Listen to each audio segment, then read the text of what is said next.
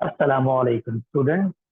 ये मैं आगा खान के पास पेपर आपके लिए सॉल्व कर रहा हूँ। ये मैं एक पास पेपर की सीरीज बना रहा हूँ वीडियो की, जिसमें हम 2009 से लेकर 2019 के एमसीक्यूज और सीआरक्यूज सॉल्व करेंगे।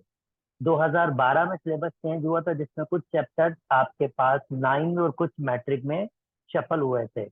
तो 2009 से 2011 तक के पेपर में आपके पास मिक्स चैप्टर्स क्वेश्चन मिलेंगे, जो 9 के भी हो सकते हैं और मैट्रिक के भी हो सकते हैं। पर मैं पास पेपर सॉल्व कर रहा हूँ। अगर 9 क्लास के बच्चों को वो क्वेश्चन उनके नहीं हुए तो बेशक आप उनको छोड़ सकते हैं। सिमिलरली मैट्रिक क्लास के बच्चों के वो क्वेश्चन होंगे तो वो अटेम्प्ट कर सकते हैं। तो मैं ये वीडियो क्लास 10 के लिए बना रहा हूँ और मैं उनके पास पेपर सॉल्व कर रहा हूँ।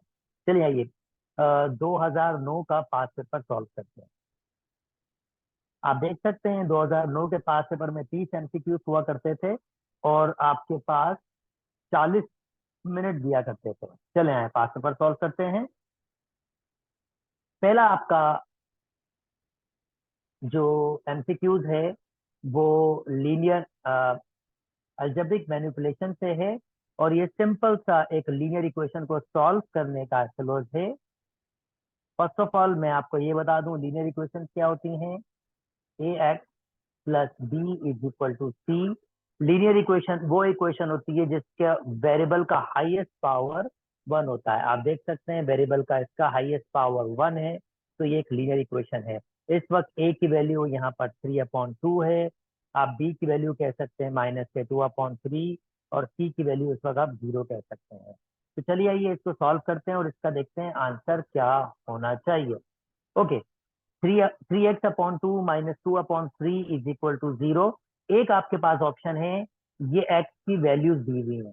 एक ऑप्शन क्या है, आप x की वैल्यूज पुट कर सकते हैं। x की जगह पुट करें और लेफ्ट हैंड साइड अगर राइट हैंड साइड के बराबर आ जाता है तो आप मान लेंगे कि वो x का आंसर है। जैसे फॉर एग्जाम्पल मैं -1 यहाँ पुट करूंगा। 3 -1/2 -2/3, तो ये हो जाएगा -3/2, ये हो जाएगा -2/3, और ये कभी भी आपके पास 0 नहीं बनाएंगे। इसका मतलब पहला ऑप्शन आपके पास नहीं होगा। सेकंड, अगर मैं सेकंड ऑप्शन की डिस्कशन करूं, मुझे -4/9 पुट करना है। ओके, 3/2 को मैंने वैसे ही रखा। मैंने पुट किया -4/9 -2/3। अब इसको हम सॉल्व कर लेते हैं। ये 1 टाइम्स, ये 2 टाइम्स, ये 1 टाइम्स, ये 3 टाइम्स, तो -2/3 बचेगा। और -2/3 दोनों नेगेटिव हैं, कभी भी 0 के बराबर नहीं होंगे। ये ऑप्शन भी सही नहीं होगा। मगर 4/3 प्लस का है, तो मेरे ख्याल में शायद ये हो सकता है। क्यों, आप देख सकते हैं 3, अगर मैं इसमें पुट करूं 3/2, मैं पुट करूं 4/9 -2/3 इज इक्वल टू, चेक करना है कि 0 के बराबर हैं या नहीं। तो वही कैंसिल आउट हो जाएंगे। ये 3 था हमारे पास, सॉरी, वही कैंसिल आउट हो जाएंगे, तो हमारे पास बचेगा 2/3 प्लस के माइनस के 2/3, जो कैंसिल आउट हो जाएंगे और आंसर 0 आएगा।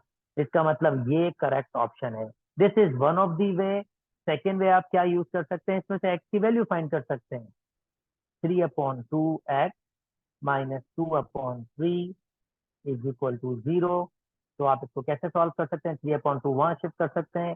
3/2x is equal to 2/3, cross multiply कर सकते हैं। 3 से मल्टीप्लाई हो जाएगा 9x, 2 से मल्टीप्लाई हो जाएगा 4, और x का आंसर आ रहा है 4/9, जो हमारा करेक्ट ऑप्शन है।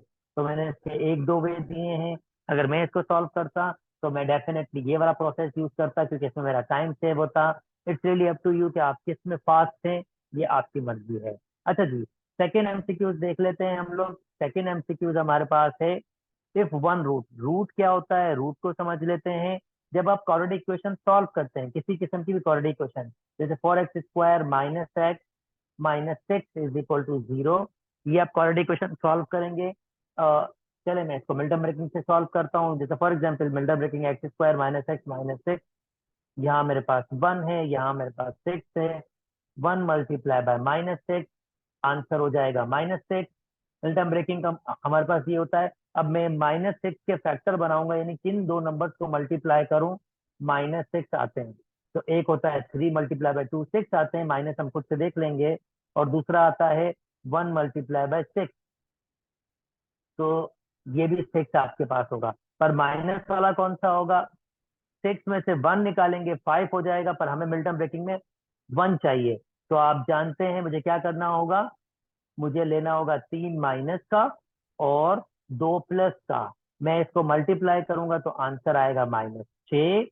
और -3x में से जब मैं 2x निकाल प्लस 2x निकालूंगा तो -x बच जाएगा। यानी इसकी मिल्टन ब्रेकिंग क्या है? x² -3x प्लस के 2x -6 = 0। ओके, मुझे बाकी को मिटा देता हूँ।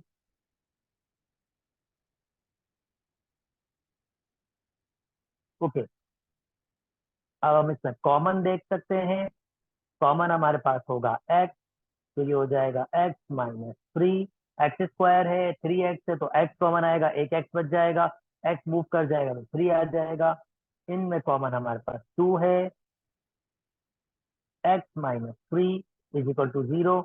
x-3 फर्दर कॉमन आ जाएगा हमारे पास, तो यहाँ से बचेगा हमारे पास x, और यहाँ से बचेगा हमारे पास 2।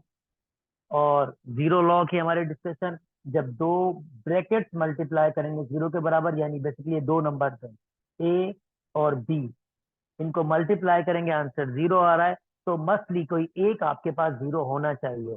दो भी जीरो हो सकते हैं, फॉर एग्जाम्पल अगर ए जीरो होगा तो बी को ऑटोमेटिक जीरो बना के जीरो बना देगा, या बी जीरो होगा तो ए को जीरो बना देगा, या दोनों जीरो होगा। इसी वजह से हम क्या कहते हैं भाई, ये x-3 भी जीरो के बराबर हो सकता है, और x+2 भी जीरो के बराबर हो सकता है। तो यहाँ से x का वैल्यू 3 आ सकता है और x का वैल्यू -2। अब ये मैंने सॉल्व क्यों कराया और इस क्वेश्चन में इसकी अहमियत क्या है? एक्चुअली मैं दिखाना चाहता हूँ, इन दो नंबर्स को हम नाम देते हैं रूट। इनको हम नाम देते हैं रूट। अब रूट की खासियत क्या होती है? जैसे अगर मैं 3 यहां पर पुट करूंगा तो ये इस इक्वेशन को सेटिस्फाई करेंगे, यानी इसके सोल्यूशन होंगे। यानी देखिए, मैं 3 पुट करूंगा तो 3 का स्क्वायर हो जाएगा 9, -3 -6। आप देख सकते हैं ये कैंसिल आउट हो रहा है, 0 = 0 हो रहा है। राइट हैंड साइड 0 है, लेफ्ट हैंड साइड 0 है, सेटिस्फाई कर रहा है। इस तरीके से -2 भी पुट करेंगे तो सेटिस्फाई करेगा। यानी रूट की खासियत क्या होती है? अगर आप रूट क्वाड्रेटिक इक्वेशन में पुट करें तो left hand side right hand side के बराबर हो जाता है। तो इसने यहाँ पर हमें क्या दिया हुआ है? एक रूट दिया हुआ है। अब मैं इसको मिटा सकता हूँ। हमें क्या दिया हुआ है? एक रूट दिया हुआ है, यानी ये बेसिकली एक्स का एक आंसर है। अगर मैं ये आंसर पुट करूंगा तो लेफ्ट हैंड साइड किसके बराबर होगी? राइट हैंड साइड की, तो इस वक्त 5 के बराबर है। तो अगर मैं -2 पुट कर दूंगा इसके अंदर, तो -2 का स्क्वायर -3 -2 प्लस c = 5। 2 का स्क्वायर 4 हो जाता है, 4 को 3 से मल्टीप्लाई करें 12, ये +6 हो जाएगा, प्लस c = 5। ये हो जाएगा हमारे पास, लेट मी सी, -2 ही था, यस।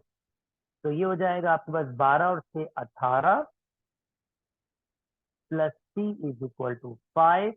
18 वहां माइनस कर देंगे तो 5 -18, दैट मीन्स सी की वैल्यू -13 आ रही है। तो ये मेरे पास उसका ए करेक्ट ऑप्शन। यानी हमने रूट की प्रॉपर्टी यूज की, अगर हम रूट पुट करेंगे तो लेफ्ट हैंड साइड बराबर होगा राइट हैंड साइड से। आई होप आपको ये कॉन्सेप्ट समझ आया होगा। नेक्स्ट मूव कर जाते हैं स्ट्रेट लाइन में। अच्छा, this is really a straight line. Straight line x-y = 4 और x = -2, ये मेरी एक सिस्टम ऑफ लीनियर इक्वेशंस हैं, या साइमल्टेनियसली लीनियर इक्वेशंस हैं। मुझे इनको साइमल्टेनियसली सॉल्व करके x की वैल्यू निकालनी है। This is really a simple case, क्योंकि आपको y का आंसर दिया हुआ और y का आंसर आपको यहाँ पुट करना है। x -y की जगह -2 पुट करेंगे, माइनस माइनस ये हो जाएगा +2, और 2 वहां मूव कर जाएगा तो वो माइनस का हो जाएगा, और x का आंसर आ जाएगा 2। यानी इसका करेक्ट ऑप्शन डी है। अब ये बहुत सिंपल सा है, आपके पास एमसीक्यूज था। मैं आपको इसका ग्राफिकल व्यू भी दिखाना चाहूंगा कि आप देख सकें बेसिकली दो इक्वेशन का ग्राफिकल व्यू क्या होता है और उसका सोल्यूशन सेट क्या होता है। तो इनका सोल्यूशन सेट, अगर मैं सोल्यूशन सेट बनाऊंगा तो सोल्यूशन सेट बेसिकली क्या होगा, x की वैल्यू 2 और y की वैल्यू -2, ये इनका सोल्यूशन सेट होगा। पर इसने कहा था कि आप इन दोनों को सॉल्व कर रहे हैं और x की वैल्यू क्या आएगी, तो x की वैल्यू हमारे पास 2 है। चलें इसको एक और वे से भी समझते हैं कि ग्राफिकली इसका मतलब, तो मैं आपको ग्राफिकल मतलब भी समझाना चाहूंगा। ये हमारे पास linear equation in two variables है। अगर मैं इसका ग्राफ प्लॉट करूंगा तो ग्राफ बेसिकली मेरे पास स्ट्रेट लाइन बनेगी। ये भी linear equation in one variable है, ये भी हमारे पास ग्राफ, यानी ये लीनियर इक्वेशन क्या होती हैं, A X plus B Y plus C is equal to 0। ये linear equation in two variable. इस वक्त आप देख सकते हैं एक्स की वैल्यू हमारे पास 1, ए की वैल्यू हमारे पास 1 है, बी की वैल्यू हमारे पास -1 है। अगर मैं 4 को यहाँ शिफ्ट करूंगा तो -4, सी की वैल्यू -4 और इक्वल टू 0। यानी ये मेरे पास इसकी एक फॉर्म है। और मजे की बात, ये भी इसी की एक फॉर्म है। जैसे यहाँ पर देखें, अगर आपके पास सिर्फ y दिया हुआ है तो इसका मतलब a की वैल्यू 0x है, b की वैल्यू हमारे पास 1 है, 1y है, और ये 2 इधर शिफ्ट करूंगा तो प्लस का 2 हो जाएगा और इक्वल टू के बाद 0। यानी ये बेसिकली ये इक्वेशन इसी की एक फॉर्म है जिसमें a की वैल्यू आपके पास 0 दी हुई है। तो ये दोनों स्ट्रेट लाइन, ये दोनों बेसिकली लीनियर इक्वेशन ही हैं आपके पास। और अगर इनको एक साथ सॉल्व किया जाएगा, और मैं आपको ग्राफिकल मेथड देना चाह रहा हूं, तो इसके ग्राफिकल मेथड का मतलब क्या है, चलें वो समझते हैं। फर्स्ट ऑफ ऑल, आप एक्स एक्सिस और वाई एक्सिस यहां पर बना सकते हैं। अब मैं क्या करूंगा, मैं इसके लिए टेबल बनाऊंगा और इसके लिए भी टेबल बनाऊंगा। फर्स्ट ऑफ ऑल मैं इसके लिए बनाऊंगा table x minus Y is equal to 2।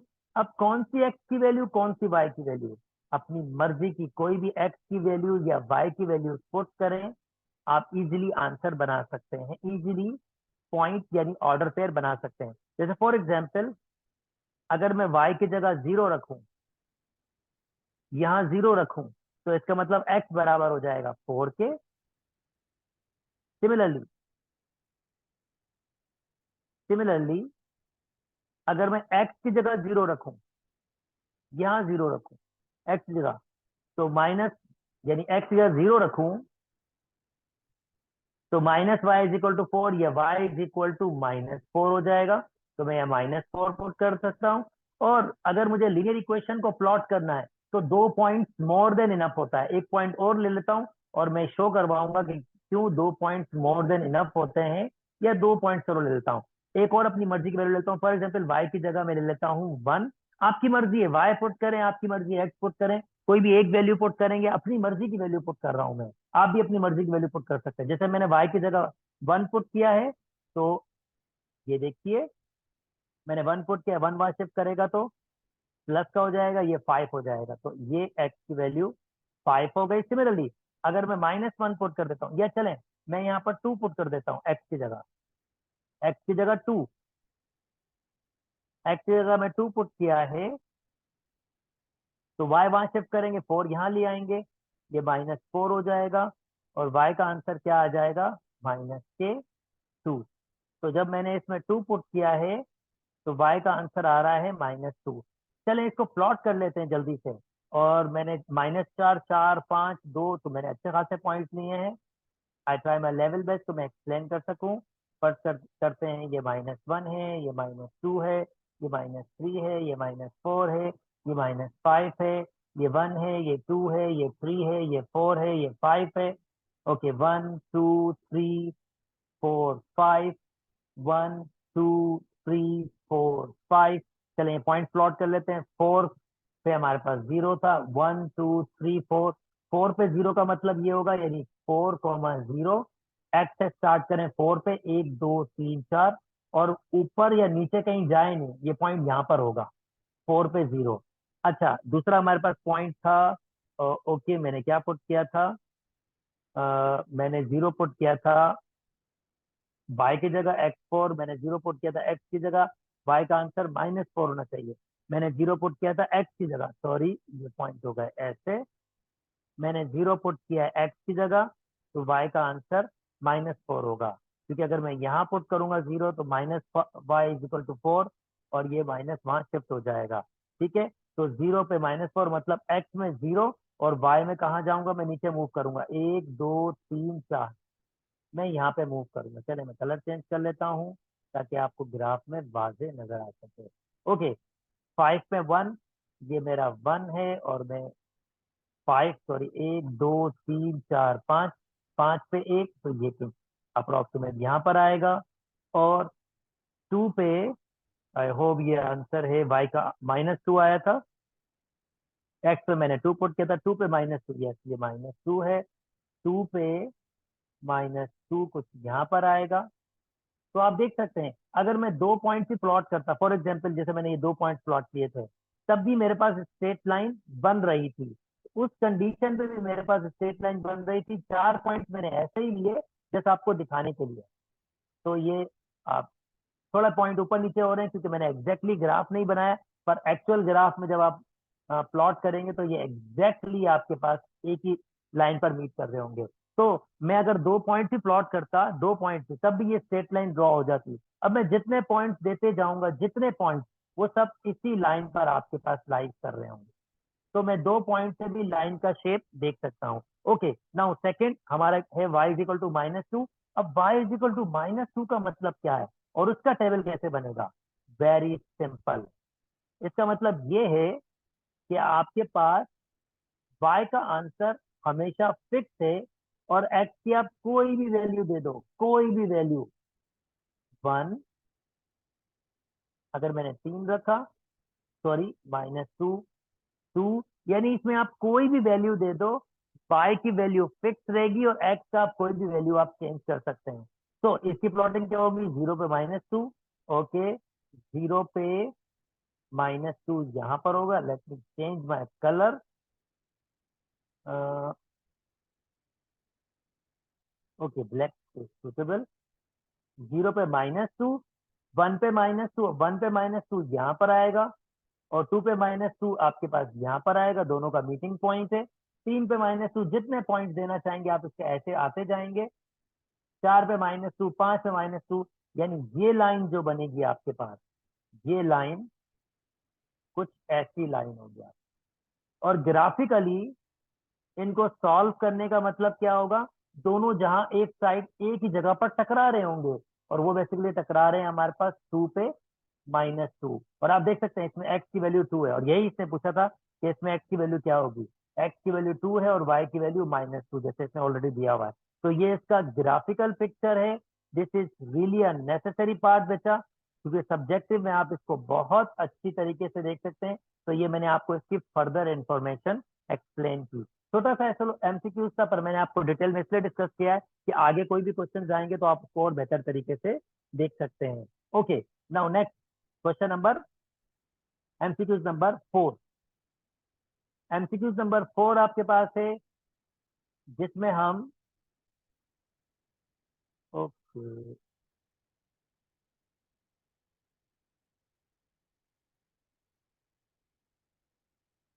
Okay, MCQs number 4 है, जिसमें हम कह रहे हैं इसको स्टैंडर्ड फॉर्म में लिखना होता है। स्टैंडर्ड फॉर्म का मतलब क्या होता है, चलिए ये समझ लेते हैं।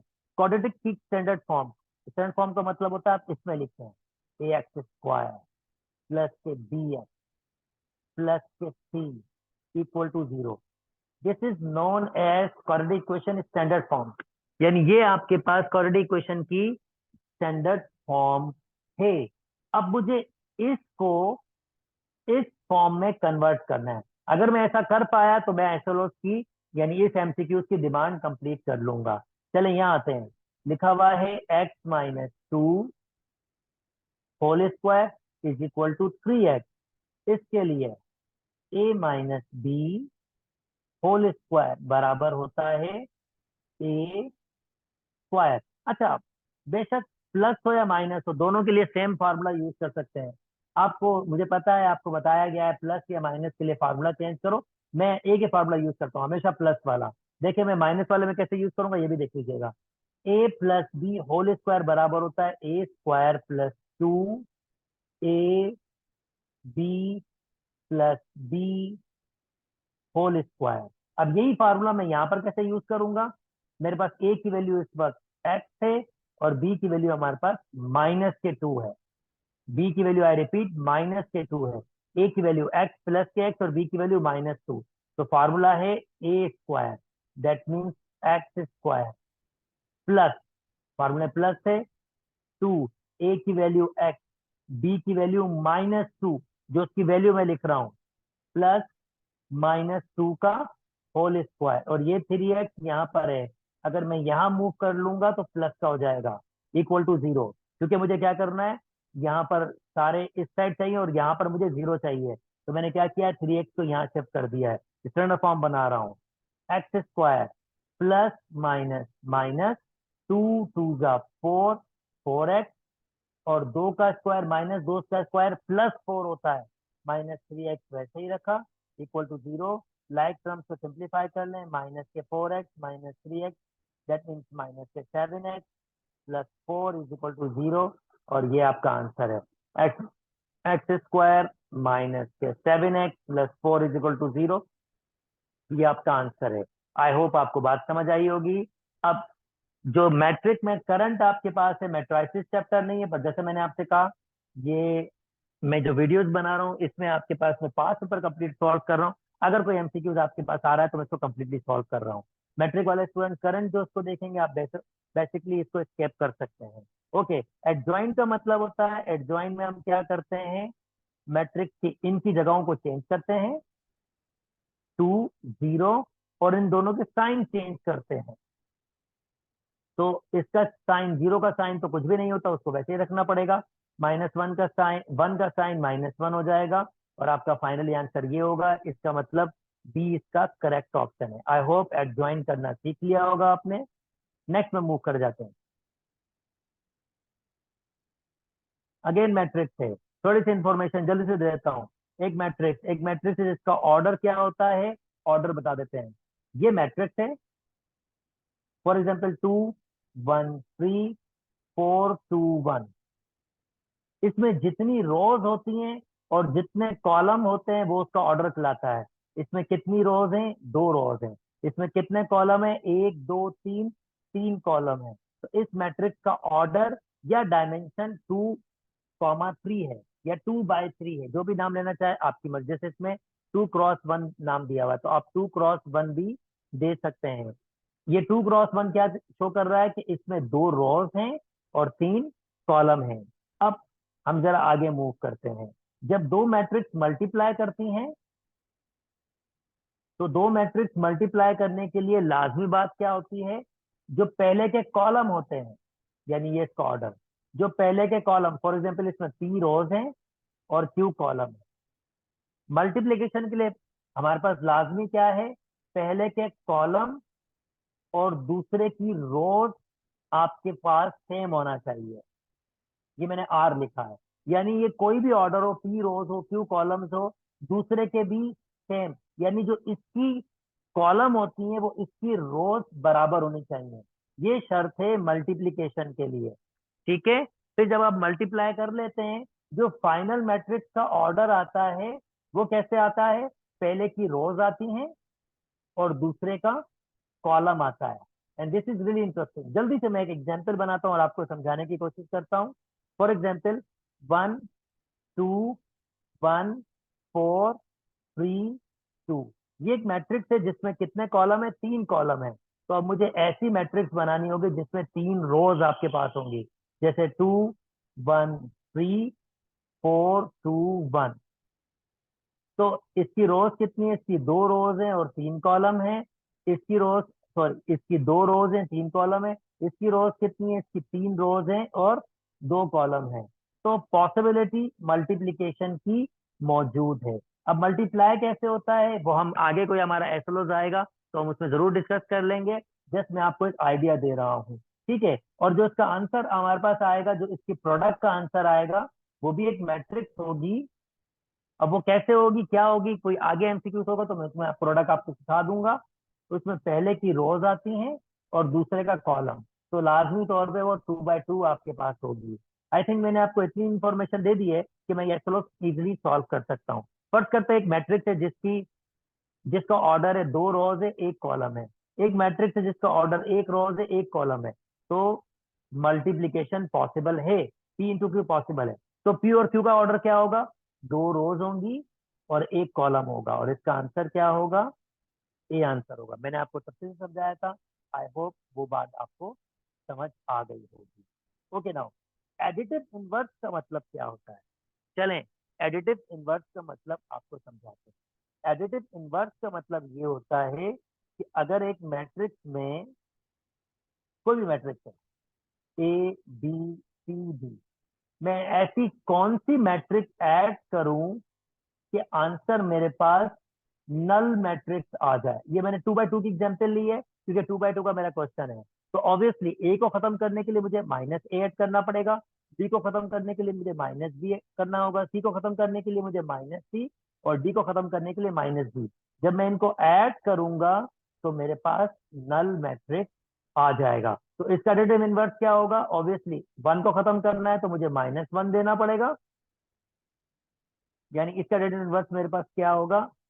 -1।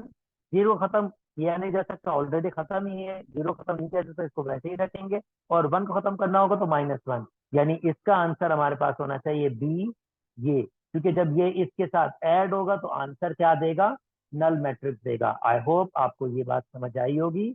चले नेक्स्ट मूव कर जाते हैं। If a matrix X is an additive inverse of a matrix Y. अभी मैंने थोड़ी देर पहले आपको इंफॉर्मेशन दी, अगर x y का एडिटिव इनवर्स है तो x माइनस वाई बेसिकली हमें क्या देगा? नल मैट्रिक्स देगा। ऑब्वियसली अगर कोई मैट्रिक्स x है is additive inverse of matrix y, और y आपको ये दिया हुआ है फॉर एग्जांपल, पर हमें पता है अगर x का एडिटिव इनवर्स y है तो मैं x माइनस वाई करूंगा तो वो आंसर लाजमी तौर पर क्या देगा? नल मैट्रिक्स देगा। पर यहाँ पर आपके पास, क्योंकि सब्ट्रैक्शन करना है, सॉरी सब्ट्रैक्शन करना है, ऐड करने पर आंसर वो आपके पास क्या देता है? ऐड करने पर वो 0 देता है। पर यहाँ सब्ट्रैक्ट करना है तो सिंपल, पहले मैं इसका एडिटिव इनवर्स बना लेता हूँ। मैंने अभी आपको सिखाया एडिटिव इनवर्स कैसे बनाते हैं। आप क्या करें, 1 को खत्म करने के लिए मुझे -1 बनाना होगा, 0 खत्म किया जा नहीं सकता, ऑलरेडी खत्म है। 2 को खत्म करने के लिए -2 बनाना होगा, 3 को खत्म करने के लिए -3। अब ये मेरी बेसिकली क्या बनी है? एक्स मैट्रिक्स बनी है। दोनों को ऐड करना है, तो ऐड कैसे करेंगे? X minus Y, that means -1 0 -2 -3 -1 0 2 3। तो जब मैं इसको माइनस करूंगा, -1 तो ये हो जाएगा -2, 0 -0 तो ये 0 ही रहेगा, -2 -2 तो ये -4 हो जाएगा, -3 -3 तो ये -6 हो जाएगा। इसका मतलब डी मेरा करेक्ट ऑप्शन है। ओके, आई होप आपको मेरी बात समझ आई होगी।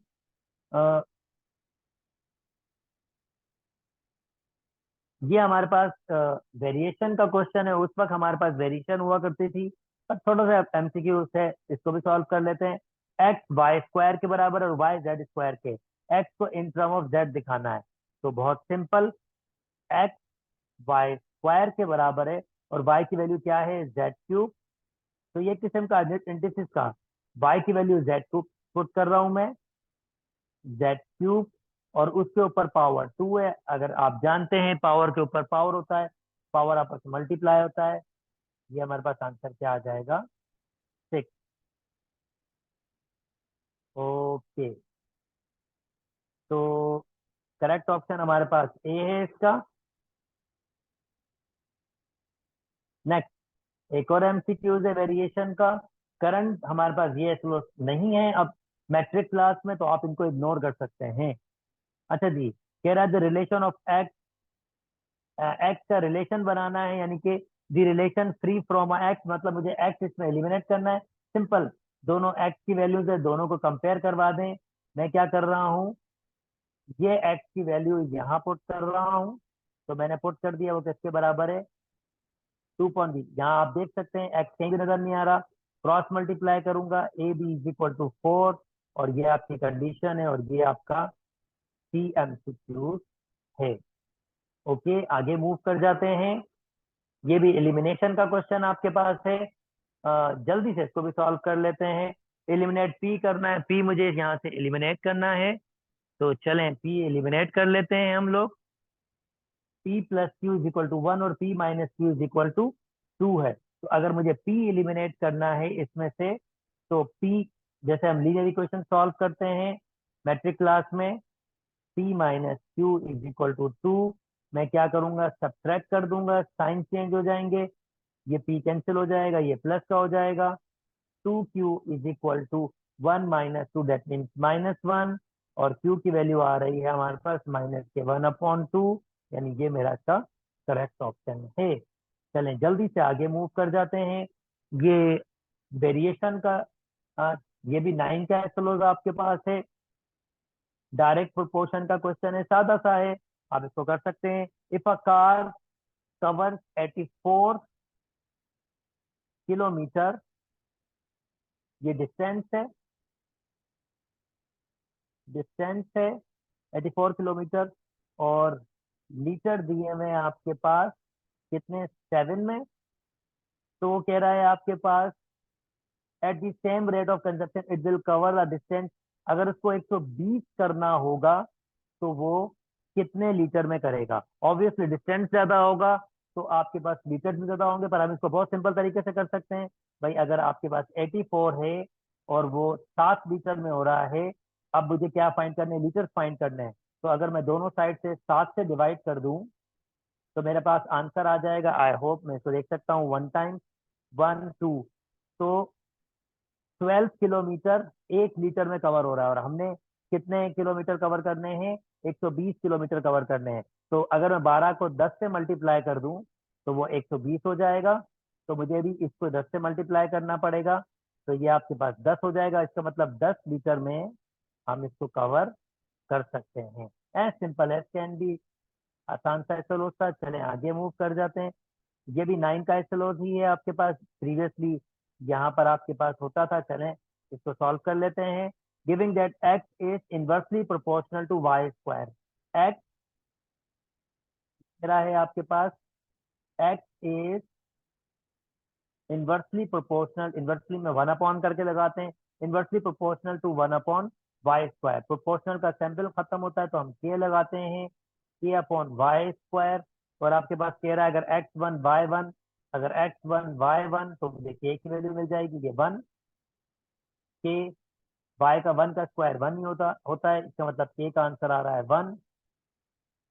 तो हमें कह रहा है proportion equal the constant proportion, that means वो 1 के बराबर, यानी के का आंसर पूछ रहा है हमसे कि के की वैल्यू क्या होगी, और के का आंसर हमारे पास 1 होगा। आई होप ये वाली बात भी आपको समझ आ गई होगी। जल्दी से एक और प्रोपोर्शन का क्वेश्चन कर लेते हैं। जी बिल्कुल, ये मैट्रिक के एसएलओज अभी फिलहाल नहीं है जो करंट एसएलओज हैं, पर जैसे आप जानते हैं कि मैं कंप्लीट पास पेपर सॉल्व कर रहा हूँ, पूरी रिसोर्स बना रहा हूँ, तो ये 9 वाले बच्चों को भी काम आ सकता है। अच्छा, z इज डायरेक्टली प्रोपोर्शनल टू 1/t², अभी मैंने सॉल्व किया था। प्रोपोर्शन खत्म होता है तो ये इनवर्सली प्रोपोर्शन है, तो प्रोपोर्शन खत्म होगा आपके पास k लग जाएगा, k/t। अब वो कह रहा है then the value of a, मुझे यहाँ से a की वैल्यू फाइंड करनी है, और उससे पहले मुझे k फाइंड करना पड़ेगा। z की वैल्यू 3 है, k मुझे पता नहीं है, और t की वैल्यू 5 है। क्रॉस मल्टीप्लाई करूंगा, 15 इज इक्वल टू के, यानी के का आंसर मेरे पास आ जाएगा 15। That's really nice. अब मुझे के की वैल्यू मिल गई है, इसका मतलब z बराबर हो जाएगा 15/t के। ओके नाउ, अब z की वैल्यू अगर 5 हो तो मुझे किसकी वैल्यू फाइंड करनी, t इस वक्त क्या है हमारे पास, a के बराबर, a लिख दूंगा।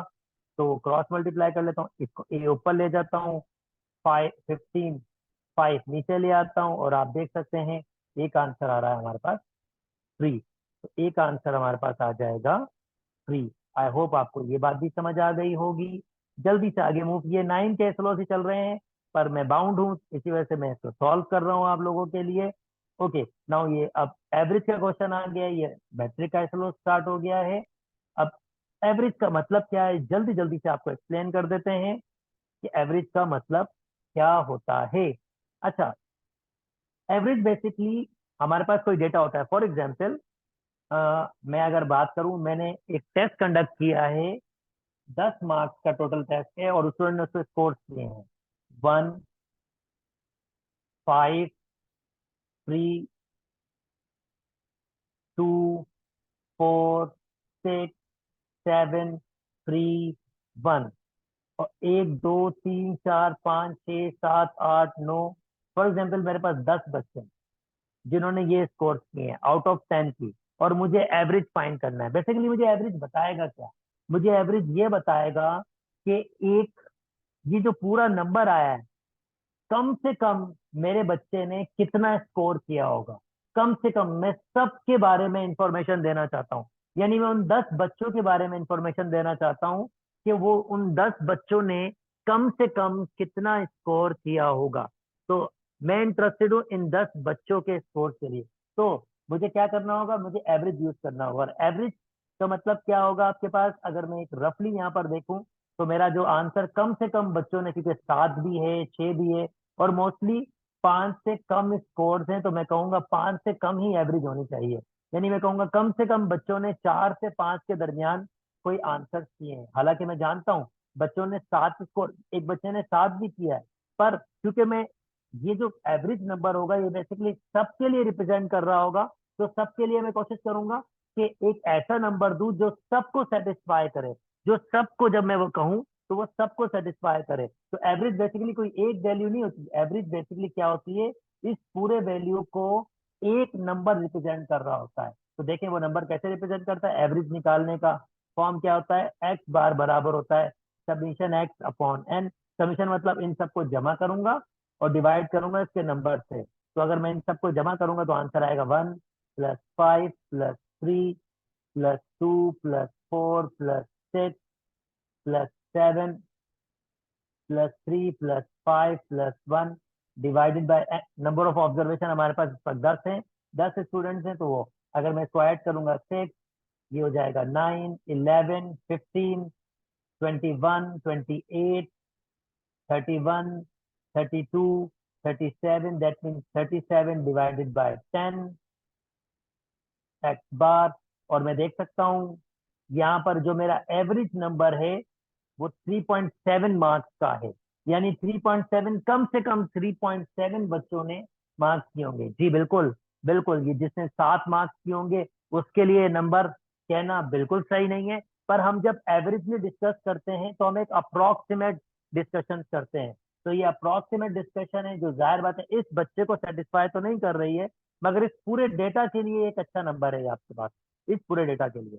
अब इससे क्या फायदा हो सकता है? नेक्स्ट टाइम टीचर को ये पता होगा, जो उसने टेस्ट बनाया होगा उसमें एवरेज बच्चे ने 10 में से 3.7 लिए, तो वो थोड़ा टेस्ट सिंपल कर सकता है या इजी कर सकता है, ताकि उसके बच्चे ज्यादा बेहतर अप्रोच करें, या अपनी टीचिंग को इम्प्रूव कर सकता है ताकि इसके बच्चे कुछ बेहतर स्कोर करें। खैर, ये तो मैंने आपको एवरेज का आइडिया दिया कि एवरेज बेसिकली होती क्या है। नाउ यहाँ देखिए, the average of 10 students in a class of 50, the average age of 10 students, यानी ये एवरेज है, ये इसका फार्मूला है। तो जो एवरेज हमें दी हुई है इस वक्त वो कितनी दी हुई है? 25, यानी एक्स बार की वैल्यू हमें दी हुई है 25, समीशन एक्स वैसे ही, और नंबर ऑफ ऑब्जर्वेशन मुझे कितनी दी हुई है? 10। और मुझसे कह रहा है कि total, the total age of student, जो इस वक्त ये रिप्रेजेंट करेगी। क्योंकि अब ये क्या होगा? ये सबकी एडिशन होती है, सबकी। जैसे पिछली बार मैंने मार्क्स को ऐड किया था, अब की बार डेटा में क्या होगा? हमारे पास स्टूडेंट्स की एज होगी, तो उन सबको जमा करेंगे, उसको हम समीशन एक्स कहते हैं। क्रॉस मल्टीप्लाई करेंगे तो आंसर आपके पास 10 से मल्टीप्लाई हो जाएगा, ये सबकी एज का जमा हो जाएगा इस वक्त, और 250 आपके पास आंसर है, और ये आपके पास करेक्ट ऑप्शन है। चलें जल्दी से आगे मूव कर जाते हैं। नेक्स्ट एमसीक्यूज नंबर 16 आपके पास है। In a following table how many students obtain less than 31 marks. अब 31 मार्क्स, ये एक टेबल है जिसमें मार्क्स है। 11 से 20 तक मार्क्स लिए हैं, 21 से 23 तक मार्क्स लिए हैं, 31 से 40 तक, 40 से 50 तक। हमसे क्या कह रहा है? 31 से कम मार्क्स। तो ये तो 31 तक है। 31 से कम मार्क्स वाले ये हैं जिन्होंने 11 से 20 लिए हैं और 21 से 30 लिए हैं। तो वो कितने स्टूडेंट है? ये दो स्टूडेंट हैं, 3 और 7, यानी आंसर होना चाहिए 10। 10 स्टूडेंट्स हैं जिन्होंने 31 से कम मार्क्स लिए हैं। जल्दी से आगे मूव कर जाता हूं।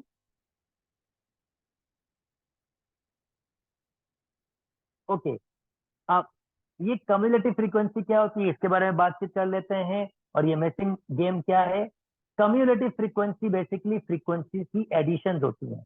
ये होता क्या है, जैसे कि ये आपके पास क्लास है, ये आपके पास लोअर क्लास बाउंड्री है, ये आपके पास अपर क्लास बाउंड्री है। तो ये आपके पास इस कंप्लीट को हमें क्लास कहते हैं। इस क्लास में अगर वेट की बात करूं तो 9.5 से 14.5, 9 आपके पास परसेंट है जिनका वेट 9.5 से 14.5 है। अब कम्यूटेटिव फ्रीक्वेंसी क्या होती है? ये बेसिकली 8 को ऐसे ही रखेंगे। 14.5 से 19.5 12 स्टूडेंट है। कम्युलेटिव मतलब होता है ऐड करना, फ्रीक्वेंसीज को जमा करना। अब यहां पर 20 कैसे आया? हमने सिंपली क्या किया है, इन दो नंबर्स को ऐड किया है। 12 से 8 को ऐड किया है तो आंसर आ गया 20। सिमिलरली ये 40 कैसे आया होगा? 20 को 20 से ऐड किया होगा। और ये एक्स कैसे आया होगा? अगर मैंने एक्स को 40 से ऐड किया होगा, आंसर 52, इसको मैं एक्स कह सकता हूँ। एक्स को मैंने ऐड किया होगा 40 से, तो आंसर आया होगा 52। तो अगर 40 वहां माइनस कर दूंगा तो इसका मतलब 52 माइनस 40, तो आंसर मेरे पास आ जाएगा 12। तो इसमें 12 मेरा करेक्ट ऑप्शन है। आई होप आपको ये वाली बात भी समझ आई होगी। Next, in a following table the upper limit of a fourth group. भाई फोर्थ ग्रुप में आ जाओ। 1 2 3 4, ये मेरा फोर्थ ग्रुप है। और इसमें अपर लिमिट मेरे पास ये अपर लिमिट होती है, ये लोअर लिमिट होती है। ठीक है, तो अपर लिमिट हमारे पास है 39। आई होप ये वाली बात भी समझ आ गई होगी आपको। ओके, नंबर ऑफ, अब ये हमारे पास क्या कह रहा है, एक नॉलेज का एमसीक्यूज बनाया है इन्होंने। The number of occurrence of a item corresponding to class interval. मतलब ये क्या कहना चाह रहा है, जब आप डेटा बनाते हैं तो क्लास इंटरवल बनाते हैं। फॉर एग्जाम्पल, मैं इसकी एग्जाम्पल आपको समझा देता हूँ ताकि आपको समझ आ जाए। 12, 15, 14, 20, 19, 21, 23, 2, 5, 7, 3, 4, 6। अब मैं क्या करूंगा, मैं इनका इंटरवल बनाऊंगा। और इंटरवल में मैं कैसे बनाते हैं, सबसे छोटे नंबर से स्टार्ट करते हैं और सबसे बड़ा नंबर देखते हैं। ये सबसे छोटा नंबर और सबसे बड़ा नंबर। अब इंटरवल में आपकी मर्जी है कि आपने कितने का गैप देना है। जैसे फॉर एग्जाम्पल, अगर मैं 2 से स्टार्ट करूंगा और मैं क्या चाह रहा हूँ, 2 से लेकर 10 तक मेरे पास जो डेटा है वो मेरा एक ग्रुप बनेगा, तो मैंने 8 का गैप दिया है। अब मैं नेक्स्ट दूंगा 11 से लेकर 18 तक, स्टिल मैंने 8 का गैप दिया है। आई होप आपको बात समझ आ रही है। और 18 से लेकर फिर मैं अगर 8 का गैप दूंगा तो ये 26 हो जाएगा। ठीक है। अच्छा, 11 से अगर मैं 8 का गैप दूंगा तो ये 19 हो जाएगा। 19 से 8 का गैप दूंगा तो 27। ये बेसिकली क्या है, मैं क्लास इंटरवल मैंने बनाया है। अब इस क्लास इंटरवल में 2 से 10 तक कितने नंबर हमारे पास आ रहे हैं? ये एक आ रहा है, 2, ये आ रहा है, 3, और कौन सा हमारे पास आ रहा है 10 तक? 4 आ रहा है, ये आ रहा है, ये भी आ रहा है, ये भी आ रहा है, क्योंकि 10 के दरमियान आ रहे हैं। तो ये कितने नंबर आ रहे हैं हमारे पास? ये नंबर आ रहे हैं हमारे पास 1 2 3 4 5 6।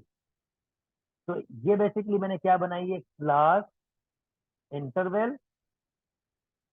और ये फ्रीक्वेंसीज मैंने बनाई, ये है फ्रीक्वेंसी। फ्रीक्वेंसी मतलब इस इंटरवल में ये कितने नंबर हमारे पास आए हैं, फ्रीक्वेंसी का सिंपल से फॉर्म। तो इसमें 6 आए हैं।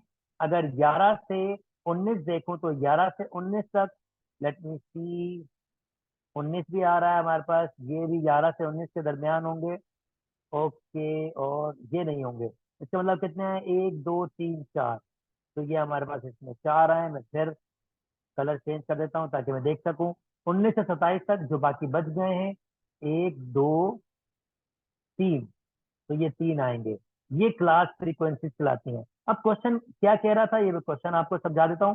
क्वेश्चन बेसिकली क्या कह रहा था, the number of occurrence of a item of a corresponding to a class interval. ये आइटम्स हैं, ये बेसिकली आइटम्स हैं और ये क्लास इंटरवल्स में आ रहे हैं। In a class interval is known as, और ये बेसिकली कहलाती है क्लास फ्रीक्वेंसी, यानी इनको हम कहते हैं क्लास फ्रीक्वेंसी। इसका मतलब क्या है, number of occurrence of a corresponding to the class interval, इसके करस्पॉन्डिंग जो आइटम्स हैं वो 6 आइटम्स हैं, और उन आइटम्स का नाम क्या है, उन आइटम्स को हम कहते हैं क्लास फ्रीक्वेंसी कहते हैं। आई होप आपको ये नॉलेज से समझ आ गया होगा। चलें नेक्स्ट मूव कर जाते हैं, एक और एमसीक्यूज करते हैं, फिर आपकी वीडियो यहीं तक रखते हैं। हम हर क्योंकि चार आपके पास 35 एमसीक्यूज होंगे तो मैं इसको 2 पार्ट्स में डिवाइड करूंगा ताकि वीडियो की लेंथ ज्यादा बड़ी ना हो।